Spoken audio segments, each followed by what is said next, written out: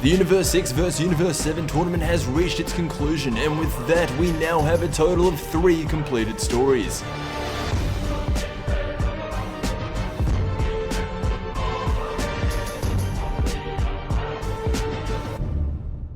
So by no means is Dragon Ball Super even near its end. With the tease of an omni-universal tournament, along with the god hierarchy never seeming to end, there is for sure going to be more stories coming throughout the rest of the year, so I may have to come back to this at a later time, but for right now get ready for the top 3 Dragon Ball Super story arcs.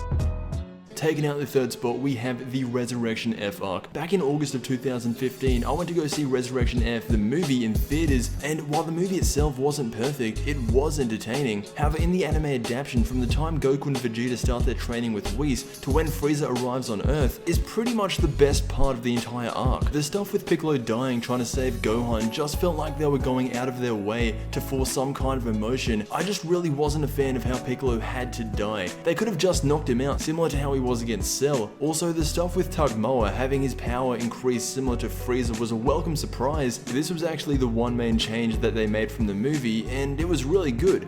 Until they had to bring in Captain Ginyu. I didn't have a problem with how Ginyu changed bodies or anything like that. I just really wanted Tugmoa to be his own character with his own ambitions, but in the end, it didn't really have a purpose. Once Goku and Vegeta arrive, everything pretty much stays the same as in the movie. However, I need to say this, while the movie had some of the best Dragon Ball animation we have ever seen, Super was the complete opposite. I know animation isn't everything, the story is also important, but with that said, there is no real story that is being told. Frieza comes back and wants to kill Goku, so does that mean the story is about revenge? Because if that's the case, it's a pretty bad revenge story considering we don't even see Frieza train, we don't see his struggles, all we really see is him coming back to Earth with an increased power just for him to lose. Honestly, I feel like this should have just stayed as a movie, transitioning something with no real tension over the course of multiple episodes with fight scenes that aren't anywhere near as good as the movie it's retelling will make and have made a lot of people give up on the series. Actually, it is believed the staff over at Toei literally just got done with making Resurrection F the movie, so for them to have to go back and redo it in Super would be kind of pointless.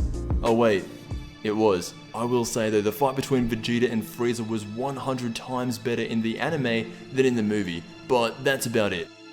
Taking out the second position for me, it's the Battle of Gods arc. This of course was the introduction to Dragon Ball Super. It started off with Goku envisioning himself fighting Frieza, Cell and Kid Buu. However, again, it's retelling another movie. But to its credit, it does do it pretty well. There isn't really much I disliked about Dragon Ball Super's version of Battle of Gods. There was episode 5, but since then they have gone back and fixed it. I feel like the Super Saiyan God ritual was much more epic in Super. Also, the fight between Goku and Beerus overall was amazing. And if you want to count Hercule taking credit for beating Beerus and having to fight those 2 aliens at the end, that was a really nice touch that the Battle of Gods movie didn't have. So yeah, I liked the first arc of Dragon Ball Super. It wasn't overly great, it was very decent, it had its ups and it had its downs, but overall it was good.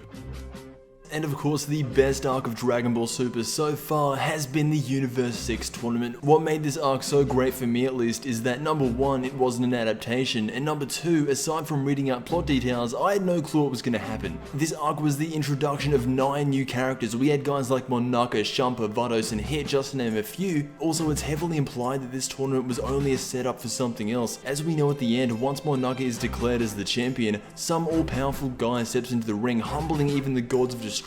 Now, similar to the Resurrection F arc, this didn't have much of a story. However, the reason I give Universe 6 a pass is because it's clearly setting up for a greater story. Introducing someone like Xeno at the end is a huge indicator. It really puts things into perspective. Goku, I would say, is almost around Beerus' level of strength. Whis is even further beyond that, but even higher than him we have the Omni King. This tournament had a purpose, and for that reason it is the greatest arc of Dragon Ball Super so far. Now, a while back I gave my top 10 Dragon Ball story arcs, and just so I have something to compare it to, this is where Dragon Ball Super story arcs would fit in the now top 13. As you can see, Resurrection F is dead last. However, Battle of Gods and Universe 6 are at the lower end of the list. That's not at all to say I don't like them. The only one I don't really like is Resurrection F. But that's only because of the adaptation. The reason Battle of Gods and Universe 6 are basically ranked 11 and 10th respectively is because, let's be honest, compared to the grand and epic stories of Dragon Ball and Dragon Ball Z, Dragon Ball Super is not yet on the level of a Cell or Frieza arc. Anyway, let me know how you would rank each of the 3 story arcs. I'm pretty sure most of us are going to be on the same page. I want to thank you all for watching, and as always, I will see you in the next DBS video.